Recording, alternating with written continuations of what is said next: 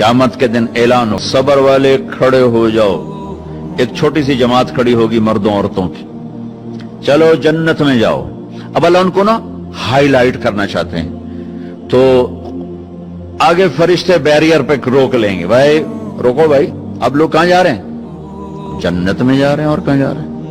अरे भाई अभी तो हिसाब ही नहीं शुरू हुआ, तुम्हें किसने कहा जन्नत में जाओ? पहले हिसाब दो फिर जाना जन्नत में। वो भाई हमारा हिसाब है ही नहीं, हम बेहिसाबे लोग हैं। अरे आप कौन लोग हैं? अब फरिश्तों में इनमें मुकालमा हो रहा है, अरे भाई आप कौन लोग? अब सारा मैदान सुन रहा है, अब कौन लोग हैं? वो कहेंगे जानते नहीं हो, हम सबर वाले हैं, सबर वाले हैं। हो अच्छा भाई बैरियर हटाओ, बैरियर हटाओ। तो ऐसे मेरा अल्लाह सारे बैरियर हटवाएगा, भाई सबर वाले आ गए, सबर वाले आ गए, सबर वाले आ गए। इस्लाम और अल्लाह की कसम, जिंदगी में हुस्न सबर से आता है, बर्दाश्त से आता है, गुस्से से नहीं आता। अगर आखिर आपकी फैमिली है, आप घरों वाले हैं, आप दफ्तर वाले हैं, अगर अपने घरों में खुशियां देखना चाहते हैं तो अपने अखलाक ठीक कर लें, बर्दाश्त करना सीख लें, माफ करना सीख। ये दो वो सिफात हैं जिस पर आपका घर आबाद, आपके बच्चे खुश, आपकी बीवी खुश, बीवी का खामिंद खुश, बहन भाई खुश, माँ बाप खुश। जब बर्दाश्त निकल जाती है तो सारा मुआशरा एक आग में आ जाता है, एक आग लग जाती है। और मेरे नबी ने फरमाया ईमान क्या है? सबर करना और माफ करना। आप खाना खा रहे हैं, एक तवाइफ गुजरी, उसने आप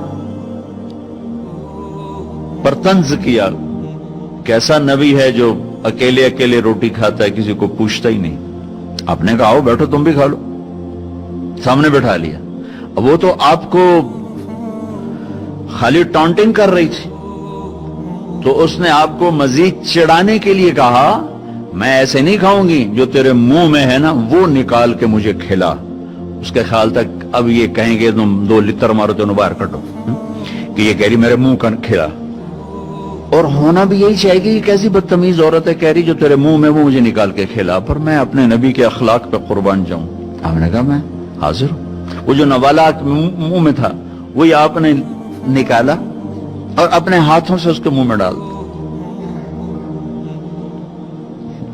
और नबी का लुआब जब किसी के मुंह में जाएगा तो की करेगा? फिर जो अल्लाह के नबी का लुकमा उसके अंदर गया, उसने सादी कलमा पढ़ लिया और मक्के की सबसे हया वाली खवातीन में उसका शुमार होने लगा।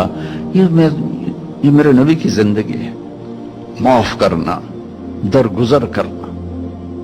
अब्दुल्ला बिन उबई जो मुनाफिकीन का सरदार था, जिसने सबसे ज्यादा मेरे नबी को तकलीफ पहुंचाई। अल्लाह के नबी पानी पी रहे थे, उनके बेटे ने कहा या रसूल अल्लाह थोड़ा पानी बचा दें। उनका बेटे पक्के मुसलमान थे। क्या करोगे? कहा मेरा बाप शायद पी के मुसलमान हो जाए। हमें कह लो। वो गिलास लेकर आए, अब्बा ये पानी पी लो। क्या है?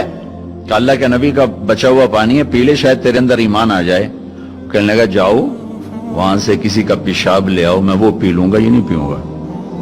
हाँ, तो उनको इतना गुस्सा आया, वापस आया या रसूल अल्लाह ये पक्का मुनाफिक है, बदबख्त, मुझे इजाजत दे मैं इसकी गर्दन उड़ाता हूं। आपने कहा तेरा बाप है, जाओ उसकी खिदमत कर।